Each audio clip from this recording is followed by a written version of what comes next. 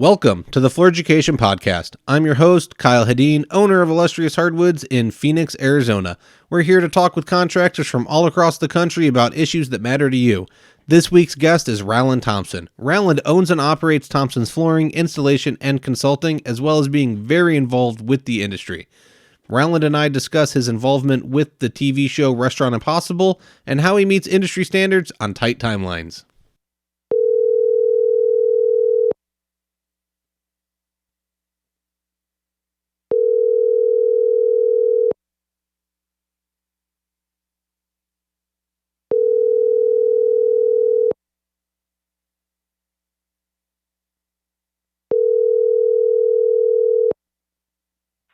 Roland Thompson, do I have you on the line?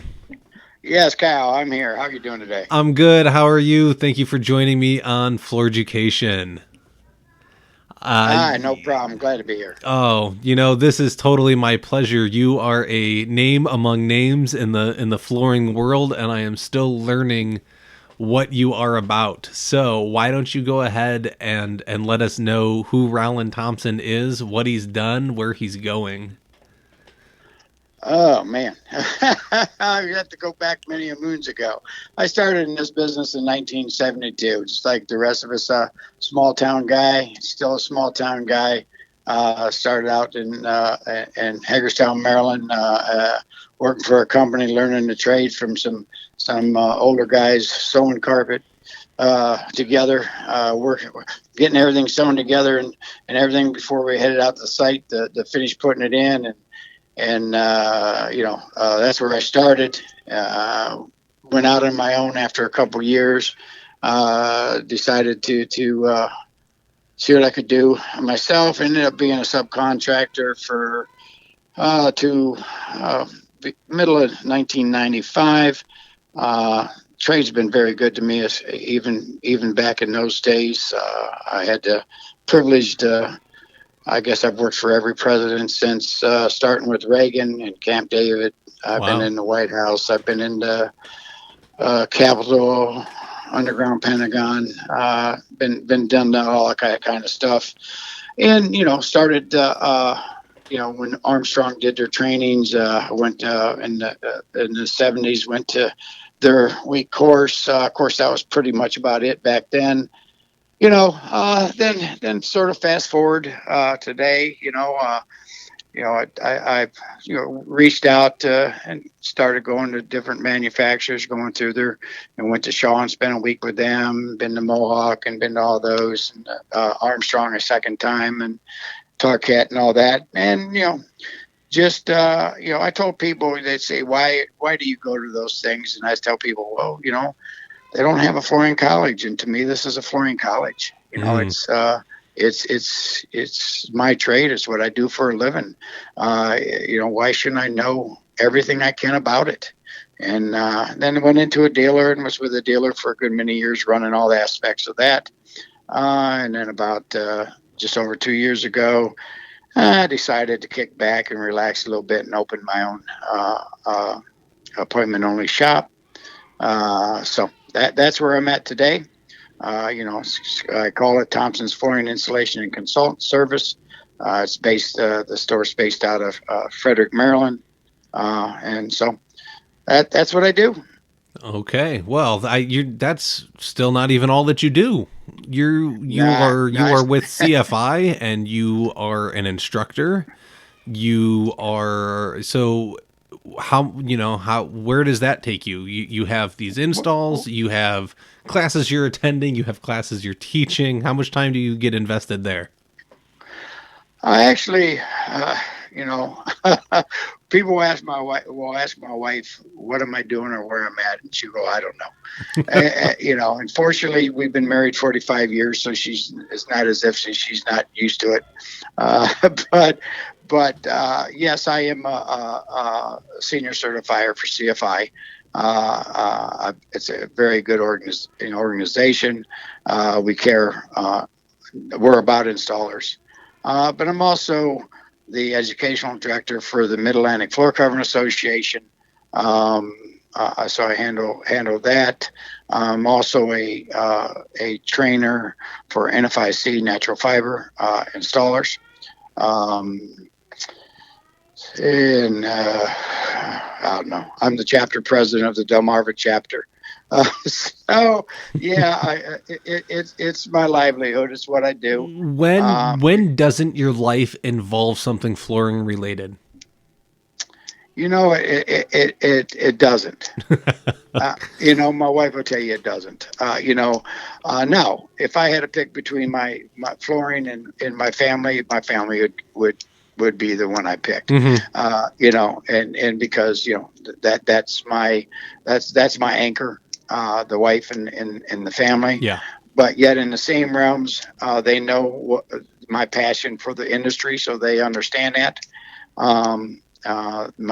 Fortunately for me, my kids have all of my 5 children have always been very proud of what their dad does. And don't you hear some people go, well, my dad's just this. My kids have never done that. Yeah. They've always been, my dad is this. So that always makes it easier when you have that. Mm-hmm. I'm fortunate to have that, and a wife that's been there to support me. Now she knows nothing about the flooring industry, but she's there to support me for everything I do. And that's key. I don't know that you probably would have been able to do everything you did without a strong woman behind you. So correct. I understand that. My wife's slowly learning, just because I don't ever talk about anything but flooring and annoy her. Well, but see, that's because you said the word behind you. All right. I don't have a wife behind me. I got a wife beside me. There you go. She's equal to me. Knowledge, people. There you go. Learn. Oh, all right. And so one last thing, you work with Restaurant Impossible. Correct. How did that even come about? How does Restaurant Impossible go about finding you, being recommended for you? Where did this take shape and place, and how did it develop? Well, there again, I'm going to refer to go back a little bit, okay? And I guess I'm going to put a plug in for certifications, or put a plug in for networking. Mm-hmm. And that is that, back years ago when I went through the trainings and went through the certifications and went through that, the shows got my name because of manufacturers, because the shows have to get products somewhere. And okay. So when they get products, then of course the next thing is well, we need this product in that. And so my name started off. The first show I did was for ABC Extreme Makeover. Okay. And how that ran, when they built the homes for the people back then, they would get a big time builder in the area, and they would say, okay, this builder's building the home. The builder then would go to his contractors that he uses on all his homes, and go, boom, you guys are doing this because you want to keep doing my work. You're going to do this. Yeah. Well, they did shows. They did their big shows that weren't homes. They were like, the first one I did was the fishing school in DC. And so there wasn't really a builder per se that built in a home. It was a 9,000 square foot home that was going to be for kids after school, to have some place to come and do homework with instructors and all that. Well, they got there again, and that one they got manufacturer to do products there. Well, then they didn't have a builder to say, okay, who are you gonna put in here? And my name came up through the manufacturers, okay, because of me being known for my quality and all that. So then that was the same way, then with the Restaurant Impossible, the very first one I did, I actually was going in representing the manufacturer that supplied the product. Okay. Well, then and they always struggled with flooring being done in the time frame it needed to be done in. So So just one Stonehouse revival that I did up in PA on the DIY network, same thing. So it was there again, going back, being known for quality, being known to be able to get things done in a time frame that needed to be done in a word of mouth. And so that's how, you build your reputation, you build your I guess your portfolio, and that's how it did it. So that's how I came involved in them, was word of mouth from manufacturers. Okay. Saying here's a guy you're going to want. And I think there's a lot of subtext there that isn't necessarily being said. You were Yes, going to. I did a real quick No, overall. I know, but I think it's key for these guys to understand, and gals, that you went and you built relationships. You were going to the training classes. You probably knew your local manufacturer reps. Correct. That's who's talking about you. That's who's saying you got to use this guy. He's the guy. If you're not out there building these relationships, building your network, how are you ever going to be considered for something like this? How are they going to know that you're the go-to guy in that area? You've got to give them a reason to know you exist. And it starts with a simple conversation of, hey, I'd like to know more about your product. What can you teach me? Well, and I think I mentioned it. I think when we were on the one of the topics that was on the one of the our boards that we're on, and it probably was Floor Covering Installers of America, probably, but it could have been one of the other ones. But anyway, we're talking about that, and I came on and said, hey, you need to be involved in your if you have a flooring association in your area, you need to be involved with them. And when you see the dealers, and you see, in prime example, we got a dinner on the 9th, and one of the receivers from the Baltimore Ravens is the guest speaker, and yeah, it's $175 a plate, but it's going to be at a big high end restaurant overlooking the Inner Harbor. And you're gonna have the Mohawks and the Shaws, and we're not talking about the local reps. We're talking about the big wheels coming in. Yeah. I mean, I've sat down and had at the same table and had conversations with Keith Campbell, from the CEO of Mannington. I've sat down and had dinner with Tom Lapp from Mohawk. And it was a simple thing that I took the time as an installer to go in and invest my time into rubbing elbows with them a little bit, a little bit of networking. So those are the things you can do as an installer if you want to get your name there. So let's say, and it's happened more than once and many a times, is that some these reps and these people, they have friends, and so they're going to say, hey, I'm going to get something done. You're in the business. Well, they're in the business of selling product. They're not in the business of installing. But they go, you know what? Here's the guy you want to call, because this is a guy that's reputation in all the areas is the person that you want putting your flooring in. And so it blossoms out, and the investment has worked for me. Now, can I say maybe it doesn't for everybody? I don't know. But I know for me that system has worked. Yeah.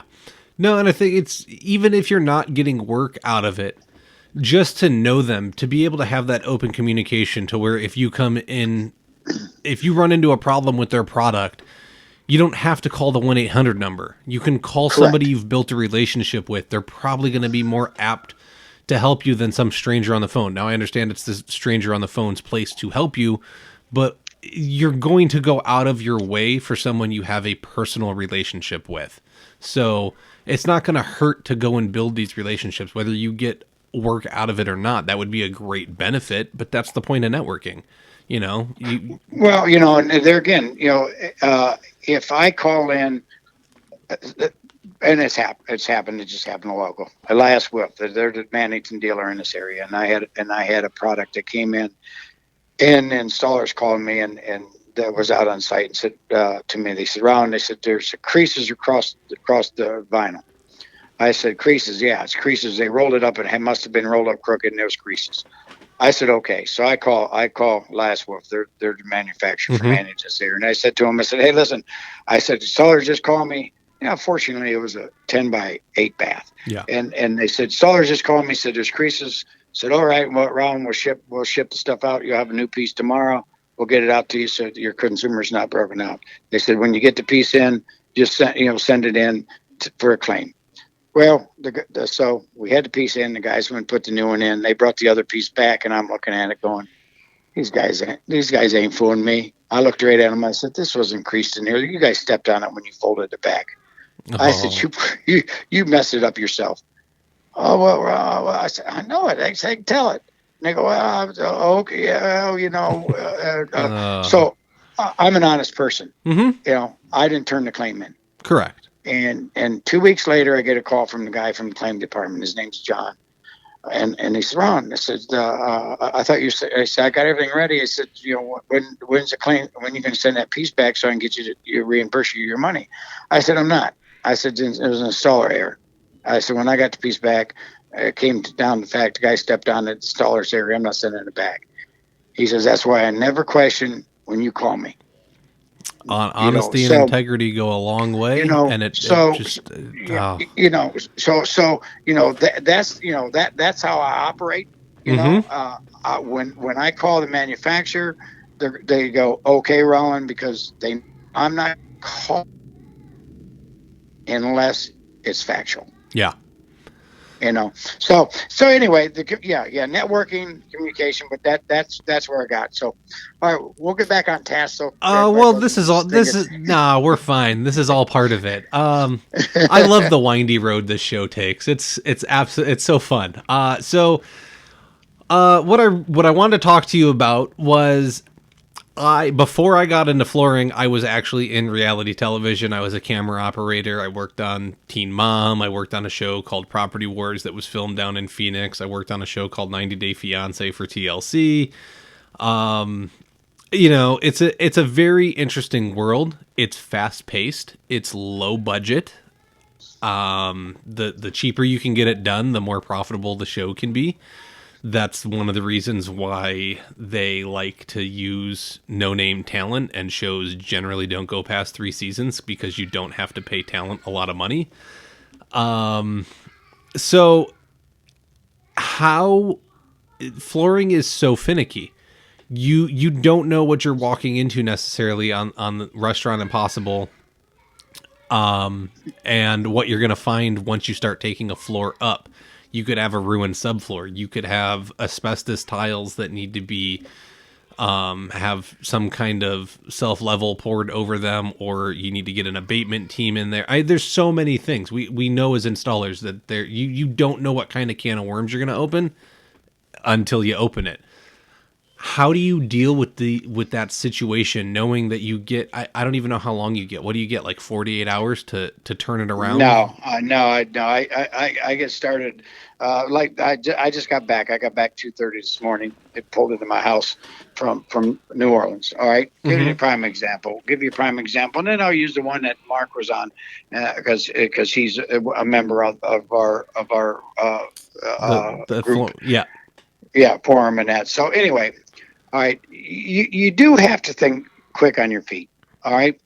And you got to come up with solutions. And what I drew a line on all the shows, and now that I've done 54 Restaurant Impossibles, I'm a little bit, and I have a little take. When I first came in, I told them, listen, don't ask me to do anything that I won't hold up for the consumer. Now, I understand it might not be perfect, but don't ask me to do anything that I can't give them something that's going to hold up for them. Because I don't want to have 2 years down the road it blowing off the floor. And so, because I won't come back, because my name's on the line for this. Well, let's stop right there. I don't want to cut you off, but I think that's an amazing stance to take. You just walked in, a TV show has hired you, they're the ones paying you, and you immediately said, I'm not going to go against my values, and I'm going to make sure the consumer ends up with a product that will last. Correct. You still have a job. Correct. You're 54 episodes in. You just said that. Yes. That's amazing, because how many guys are scared to do $300 in self-leveling? You know, it's they don't want to lose the job. They don't want to bring it up. They don't want to prep the floor. They just want to get it down. You stood up to a TV show. Right. Well, for one, I told him, you know, and it took it, and it didn't happen overnight. The first few I did, it went in with IVC Vinyl on Restaurant Possible. So the first few went in with the glass back, you know, which has a little bit more forgiving character. What made me to where I guess, you know, step in and finish up, like I said, because I hadn't done anything that I didn't feel last, but I had one down in Georgia. Yeah, Georgia. The designer she got somebody to give her what was called Roland vinyl. I don't know if you have ever heard of it. Mm-mm. It's made overseas. It's a product that has fiberglass strands through this vinyl. It is not a fast-paced floor. It has to acclimate. It can't have traffic on it. And that's when I went to the company and said, listen, I can't put this product in. Not in the time frame, because I actually the Restaurant Impossible is a 2-day show. Mm-hmm.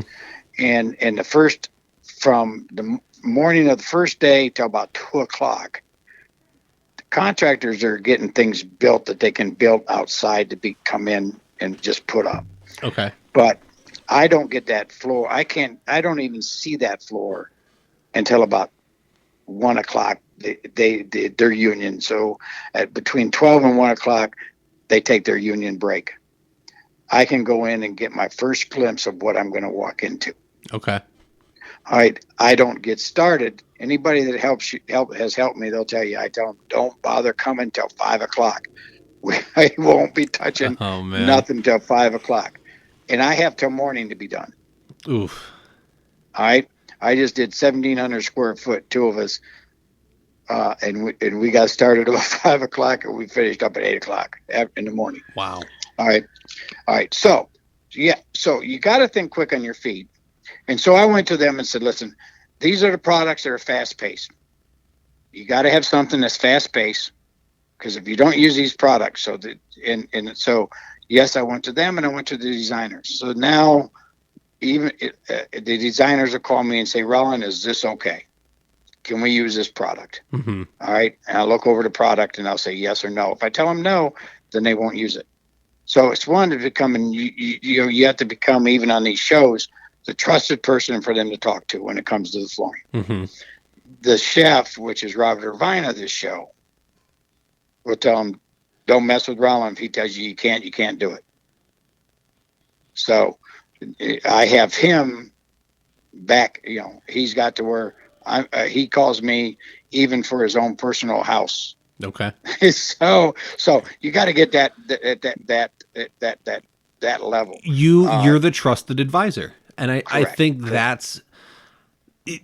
I will go into a home, and for me running my business, you hired me. I'm the expert. Mm-hmm. If you don't want to do what I say, then we're at an impasse, because you hired me to be the expert. If you were the expert, you would be installing it yourself. Or at least that's the way I look at it. Right. So if you can't trust what I have to say and you don't want to do it my way, I would terminate the relationship. Correct. I have clients right now. We ordered their hardwood, their engineered hardwood. I brought it in.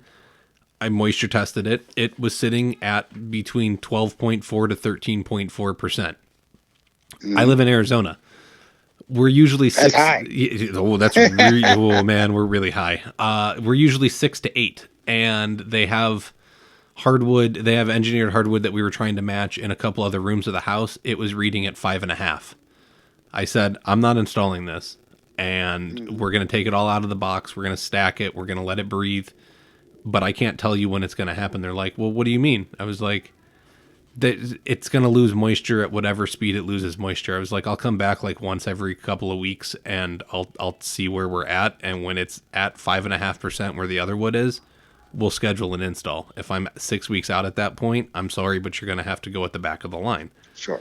Yeah. And you have to do that because you're there again, and that's one thing in the world of wood that you're in, when people say, how long does it take to acclimate? Because a lot of people just have in their mind, I'll leave it here 24 or 48 hours. Mm-hmm. There's not a given time for acclimation. Correct. You just don't have it. You can't say, well, okay, I can come and do it in 2 days. It's been there for 48 hours and just start installing. You got to test again. If somebody opened the windows away during that time and humidity got in, it starts all over again. So there's not a given time for acclimation, which is correct. But when it comes to the show, to get back on task with you, I'm a non-task person, I guess. Anyway, when it gets to the show, I'll jump to the one that Mark helped me with, and then I'll jump with the one that George and them guys helped me with. So okay. I can't tell you what we did and put in the show, but I can tell you how we prepped for it. Correct. Well, we'll start with Mark's. Mark's was an old building outside in Ohio there. 18 something. I have a picture of the year it was born, but it was back in the 1800s. Okay. The year they built it. It was right on the water. But anyway, we got in there. It had carpet and pad down in the dining area that we were doing. So we started tearing that up. Well, we got underneath, and the building had the addition to the back. It had a big drop in the floor. All right. And had a drop in the floor. Okay. And I told him, I said, listen, there's no way. And this is where you got to think outside the box, because you got to think outside the box on this. So like I said, so you got to do it that's going to last for him. And when you see pictures of it after it airs, and I'm going to post them, you know what I'm talking about, because I have pictures of the steps. So anyway, I looked right at the contractor, Tom Burry. And we're on good rapport because he's the same contractor in all of them, and I do his personal work outside of Philly. Anyway, I said, Tom, there's no way, because they said, well, can't you just go in patches? There's no way we can patch this. It's too rough. We can't patch it, and it's a wood substrate. Okay. We cannot patch it. Simple as that. All right. I said we need to run and get a 1/4-inch underlayment for one. The whole thing's got to have underlayment put on. Which are carpenters and all that, but can jump in and help cut it in and everything else. We stapled it, but then where it dropped, I said, "There's no way we can put patch there. You're not going to staple through patches. You're going to blow it out." So we got shims, roofing shims, and shimmed all the way across that. Then went over top of it with a 1/4-inch underlayment. Okay. Now, is there still there's always been, and it always will be, it's an old building. So did we make it completely flat? No, we did not. Couldn't. All right. But we made it that's going to last for years. It's going to have a little rise in there because that's just the way, it's going to. But we shimmed it with roofing shims underneath, and then went over top of it with a 1/4-inch underlayment. Gave them a nice smooth floor, nice clean floor. Mm-hmm. But we could do it in the time frame. Okay. All right. See where I'm coming from? Yeah, well, you're not compromising standards. Correct. You're not leaving it Correct. so that you're out of 3/16 of an inch in a 10-foot radius. You're finding solutions that fit your bill and allow you to get it done correctly and provide a quality product still. But that's correct. That's the key, is that you're still attempting to do it right. You're not saying, well, let's just go over it and walk away. You're finding a way to solve the problem. Correct. And so then that was that one. That one. The next one, now fortunately with the next one, because like I knew carpet was down at this one. Okay. All right. So I'll know what surface is down. Won't know what's under it, but I'll know what's down. Okay. And so then the one we did with George and the guys out there and outside of St. Louis. All right. we had ceramic tile. We're going to go over top of the LVP. All right, we'll glue down LVP because Okay. we go glue down. All right, we had ceramic tile. So prior to starting, I talked to Mike Welsh. I don't know if you know who Mike Welsh is. He's the owner of Tools for Floors. Okay. And he also has out the AJ Welsh companies out there. Is his companies. Okay. Big distributor. All right. I already talked with him. Already repaired. They have a place in Earth City, Missouri. They're outside of St. Louis. All right. And we said, okay, here's our situation. And cost. And you know who Corey is. That works with Wolf Tools. Used to work for Tools for Floors. Used to be a guy. Okay. Already had everything in place. So I said, here's the situation. I got ceramic tile I'm going over. I gotta skim coat it. I got to skim coat, and I need the best product that will set up in the time frame that we need it done. And so they had us hooked up, and that's what I'll get ahead of time. They had us hooked up with the using product that's made for fast setting skim coat. So you'll there again see in pictures, and I'll just post one of them because it doesn't show the inside of them guys putting down the skim coat. So we skim coated the whole thing, and because I told them we can't go over this ceramic tile without a skim coat. Yeah. So they knew I needed space to be able to skim coat and have it set up. So there again, we got the product that would work for that situation. All right. No. So I think it's wonderful. It's amazing that you're able to do what you need to do and make it happen on a TV show, and that you can get a quality product at the end of the day. So I think that the big takeaway from it is that there's no excuse for you not to go to your client and say, we need to pour self-level. correct. We need to make this right, otherwise your floor is going to fail. And it's going to cost you X amount of dollars, but it's not going to cost you the entire job down the road. And you as an installer, it's not going to cost you redoing the floor because that's coming out of your pocket. And honestly, if they don't want to fix it, walk away. Just walk away. Is it really worth tempting fate to see if that install lasts for however long your mandatory warranty period is? Let somebody else put their name on it. Now, a question I do have is, you said you're not even generally able to start these floors until like 5 o'clock. Correct. Well, so in my area, my distributors close at 4 o'clock. Oh, no. Where are you getting product from, buddy? Well, for one, Who do you call favors into? oh, you don't know how many people, how many favors have come my way. you think let's put it this way. Rick Herr from Armstrong, he's one of their head techs, or Tim Providence, but their head techs. And this is there again, the networking. I got the cell numbers of most of them. Anyway, they would look at, Rick would always tease me saying, Roland, I look and see your name on that phone and go, okay, wonder what he's asking for now. It's Roland. He's asking for something. It's I'm not afraid to ask. Mm-hmm.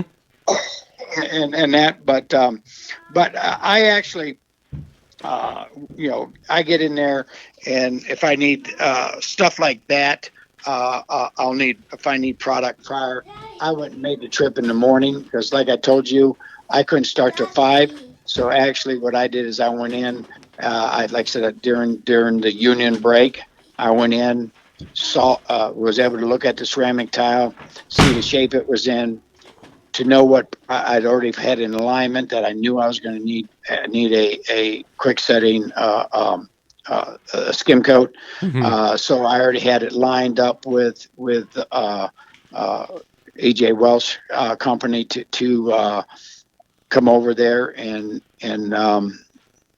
get what I needed. Yeah. Actually, that's where I met George Lecker, and them all met me there. And that's first time I met them at AJ Welch, because they that's where they buy their stuff, and went over and actually had a good get together and picking up product, and then went back and to the site. So I have that a couple few hours to get what I need, or if I have to send somebody to get what I need, I can do that. Okay. And I mean, are you, a lot of these towns, you might not have some of those relationships. So are you calling in beforehand and just ordering random stuff? Are you setting up some kind of relationship so that you can like get after hours access? No, actually what I do is and like I said, there again, I've been doing it with them long enough, is that it's called a D9, is the construction company that does all the shows, Mm-hmm. And they actually will pick everything up that a list of stuff I tell them I need, or think I need. Okay. And they get it and buy it, and then take it back after the show. They make a big trip back to Home Depot, because they got an account with Home Depot. Okay. And take everything back that if we don't use. Okay. All right. But I actually have Latacrete. I have a whole bunch of. I'm actually getting down to it. So next time I'm going to switch to using like their product better. But I had got a whole bunch of Latacrete. Their skim coat, that I actually keep in their truck that goes to site, that carries all the tools and all the filming equipment and all that. The great big huge semi truck, almost like that travels around. I actually got a strip machine in there with the old red snapper that was a spare one, that travels with them. That's mine, but I leave it in there. Okay. And so I got some stuff like that, and carry some different types of levelers and skim coats in that truck. So just to be prepared, knowing that most likely there's going to be something we're going to need to use skim coat in that for. Yeah. I mean, I learned probably after the first couple of times I had to pour some self-level that I just need to keep a bag or two on the trailer. There's no reason not to, because it takes way too long to leave a job. And so by the time I pack up my stuff so it's not sitting outside, I hop in the truck, I drive to the store, I pick it up, I drive back, I get set back up, and I'm able to start working again. It's not a 30-minute trip to the store. I've just wasted an hour and a half of my day or more trying to get ready to pour some self-level, whereas if Correct. I just had it on the trailer and I had $100 tied up in self-level, I waste 5 minutes going out and grabbing the mixer, a bucket, and the self-level and pouring it, mixing it, and dumping it. Like, you gotta set yourself up for success. You can't. Correct. But you also got to realize, realize as far as when you're talking about the show, when it comes to the show, you really, there again, you got to think outside the box, and you got to think ahead of time. And I know point blank out, there's no way time wise can we do a self pour with 50 million camera crews and everything else all around. You're not going to have the space or the curing time for self-level. Oh no. So if it's that bad of a slab or floor that needs to be self-leveled, you need to be ready and outside the box, just like the one we did with Mark. There's just no way that we could have the time or the space and everything else. So we had to come up with the shims and shim over that drop in the floor, and shim it to bevel it down in the code, and work in other aspects. So you got to have things ready for that type, just like the one I just did in down outside of New Orleans, which in 2 weeks I'll be back down on the other side of New Orleans for another one. Is that we started tearing up, and it had glue down carpet, and where their not salad bar, their buffet was, in two different spots, both one about a 4x8, another one about a 4x4 area. Water had been coming on this substrate and it was rotten. I mean, it was black mold and rotten when we tore the carpet up. I looked at him, said, it's got to be cut out. Point blank out. There again, I didn't need to do it. Yeah. And the carpenters jumped on it. And guess what? They cut it out and dropped in new 3/4 inch plywood there. And then they did a good job. It was nice and smooth. Hit it with a sander and then patched around it. And like we would do a house. Yeah. But it had to be done.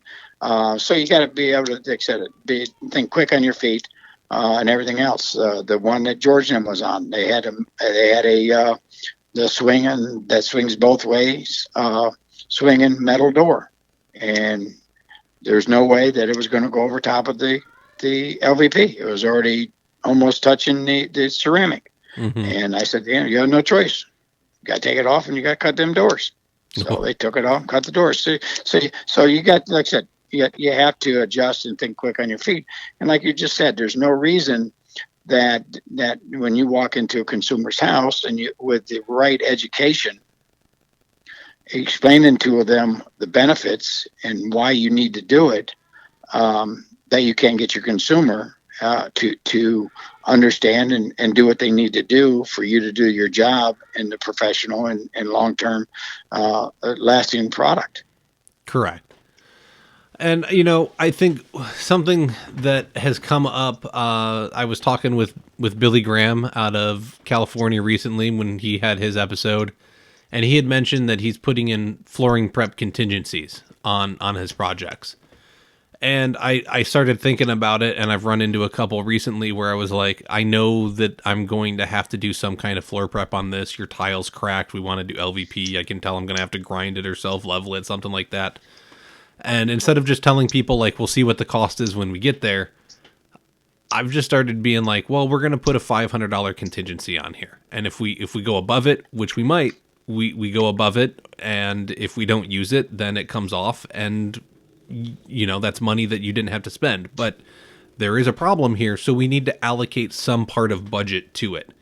And just knowing homes in Phoenix, these homes get built so quickly that they don't always correct. These days, yes. Unless you get like a custom build and you have a really, really good builder, but they're not compacting the soil well enough. They're throwing them up. So these slabs are settling after 20 years. They're cracking. They're doing all kinds of stuff. How many homes do you deal with where you have to do some kind of minor patching and it's a couple $100? Just throw a contingency line in and tell them straight out, let's put $500 here. Let's plan for it. And if we don't use it, it comes off. I'm not trying to take your money. I'm just letting you know that the X, Y, and Z may happen. And it could be more, it could be less, but at least we're prepared for some of it. Mm-hmm. So I think that's going to be the huge takeaway in all of this is that, like I said, if you can stand up to the television industry and say, like, we're going to make sure we get this done right, there's no excuse that we can't do that over a $3,000, $5,000, $7,000 job.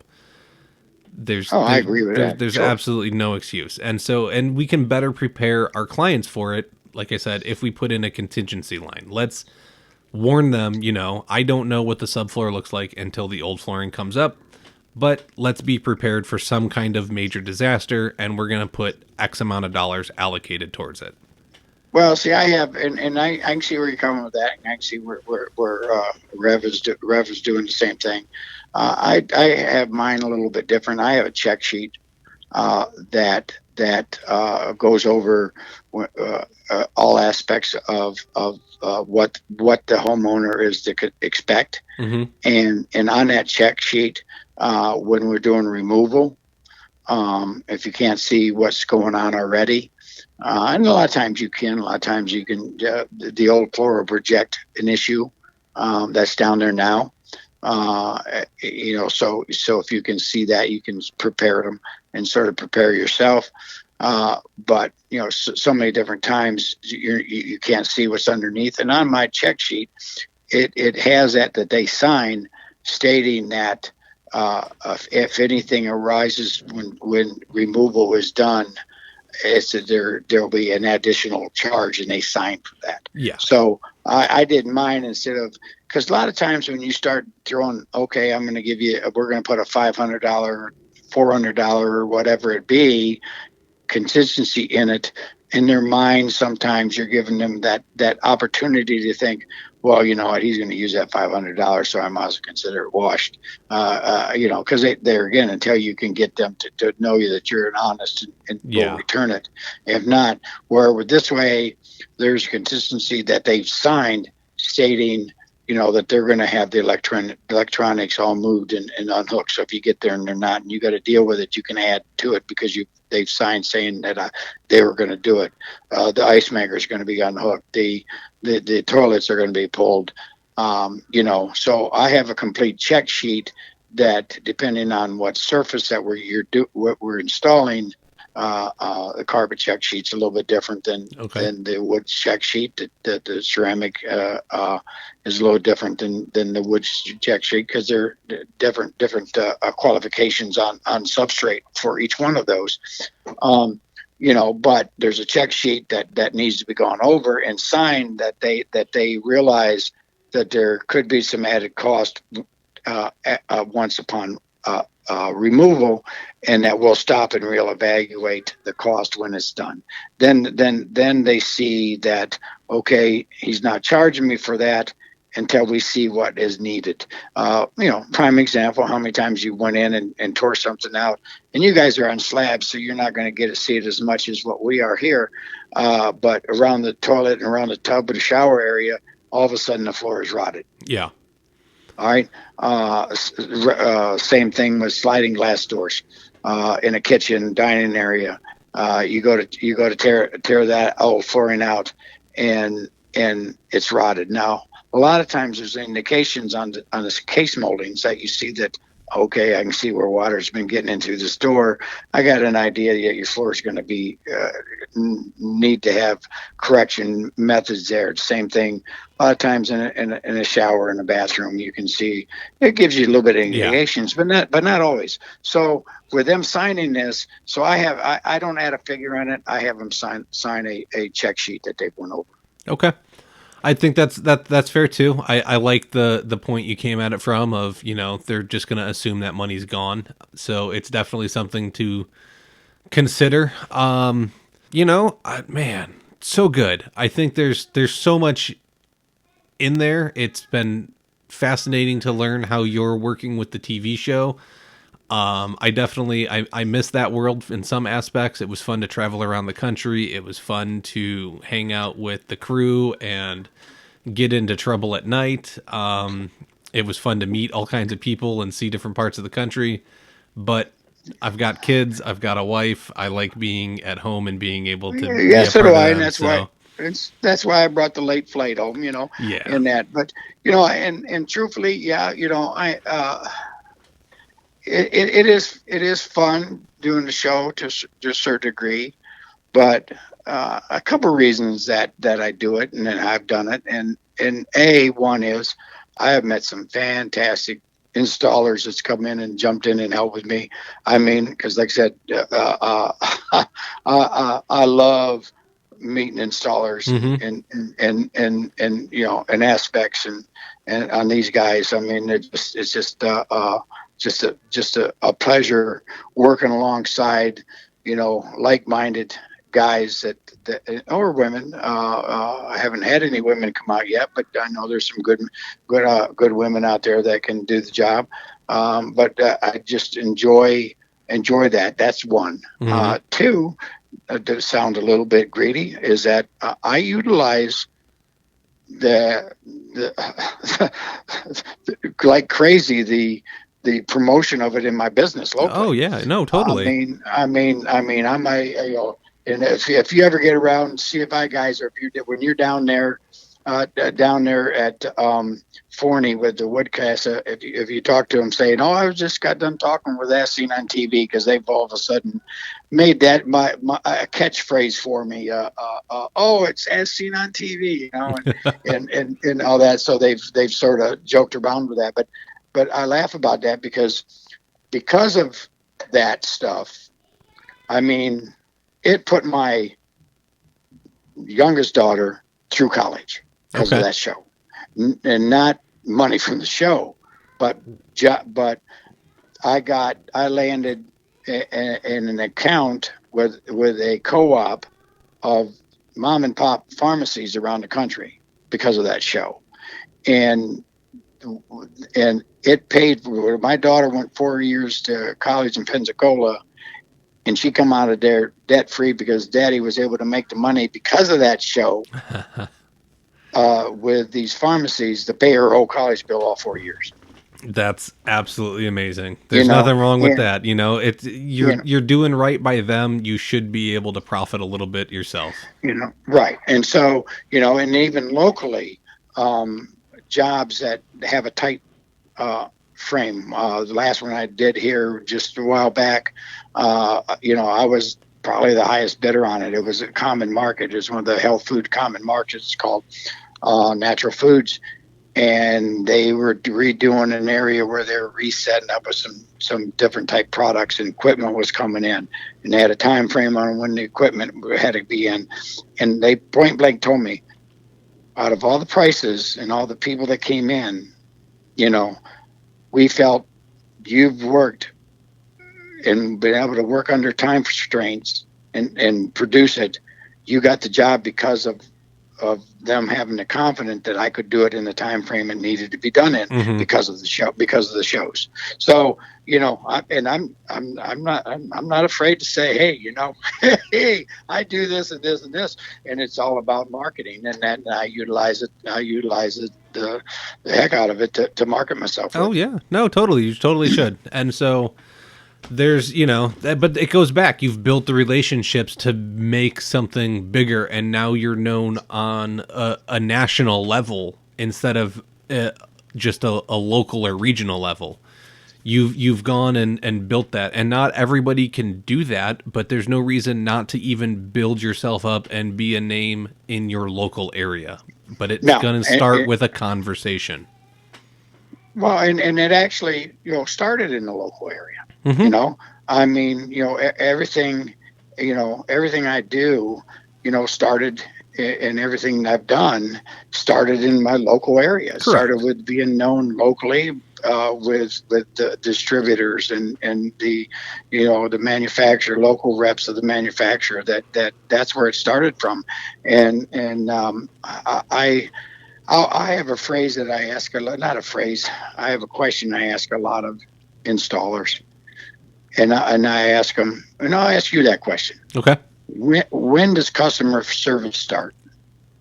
When? When does customer service starts? It started before I met you. Okay, but when you did, that's true. But when does it start? When does customer service start? I mean, the minute I pick up the phone, I suppose. It's not when I get to your house. It needed to exist before that point. I know that.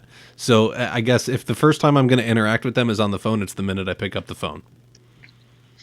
Now, see, I don't agree with that. Okay. Customer service never ends. Ah, okay. Okay, and I'll explain to you that. Customer service is in everything you do. When you walk into a bank and you talk with your teller, she's a potential client. Mm-hmm. You need to present yourself in a professional manner when you're in that bank, even though she might not talk to you about flooring. She knows you're in the flooring business because you bank there. Yep. All right. You're a den. You're a den leader. Every person that brings that child to become in the Cub Scouts. Yep. Is a professional client. You can become that go-to person when you are sitting at a restaurant. That waitress could be a possible client. If you treat her crappy and you get nasty with her, and then somebody says, "Oh, this guy here, he's been in my restaurant. I'd never buy nothing from him." You want her to say, "Oh, yeah, he comes into my restaurant. He's a real nice guy. Yeah. Got a good family." No, so 100% agree. Customer service there's a never start and a stop at customer service. It's always there. Yeah. No, I agree. You are your business 24 hours a day. It never shuts down. That was my tidbit for the day. Love it. Awesome. Well, Roland, why don't you go ahead, close this out, let us know where people can reach you, where they can find you, see what you're up to. I will say for you that if you are interested in helping out on Restaurant Impossible, Roland will make posts in the online community groups on Facebook asking for help, letting you know where he's going to be. And honestly, I'm waiting for you to get to Phoenix. Please come. Okay. If I only have to, if I run a mixer, I don't care. I will come and hang out with you. I'll make it happen. Well, and one thing I can promise you is you'll get cussed out by Robert Irvine. That's okay. I probably deserve it anyways. No. Every guy you can ask him, every person just helped me.